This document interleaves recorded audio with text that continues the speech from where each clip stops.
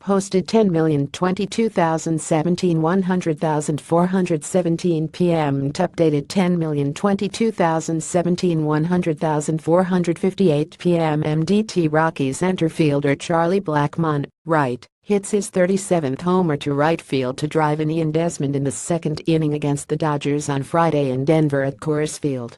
John Laba, the Denver Post. Denver, if there is a hitter in purple who can appreciate how the Rockies reached the postseason by the hairs on their chins, it is Charlie Blackmon. Colorado's all-star center fielder tends to eat an 0-for-3 day at the plate like it was moldy bread, even when his team wins. We played 162 games this year. We were the second wild card. We didn't get in by much. But that's all it takes, Blackmon said.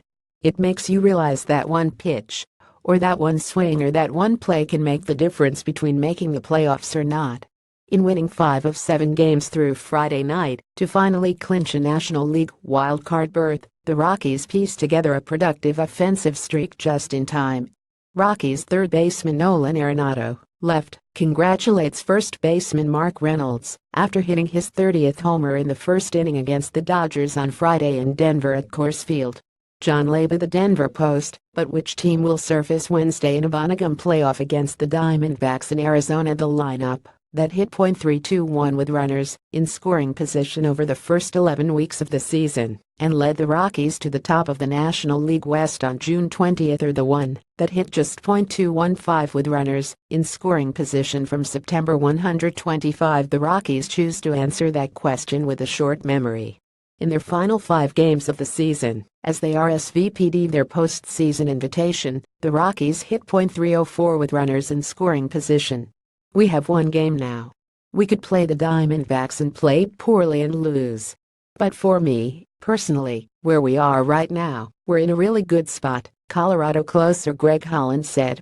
You've got to roll the carpet out there and play. I'm not worried one bit. We have the ability to really do some things. You don't want to look ahead, but we have all the right pieces to do that. Holland twice saw his former team, the Kansas City Royals, streak into the playoffs, first in 2014 and again in 2015, when they won the World Series.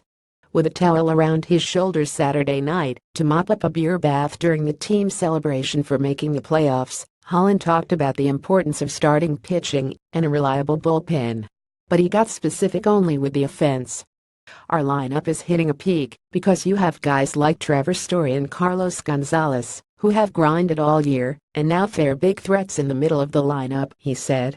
And we have Jonathan Lucroy, who can flip a lineup over in the 8-hole.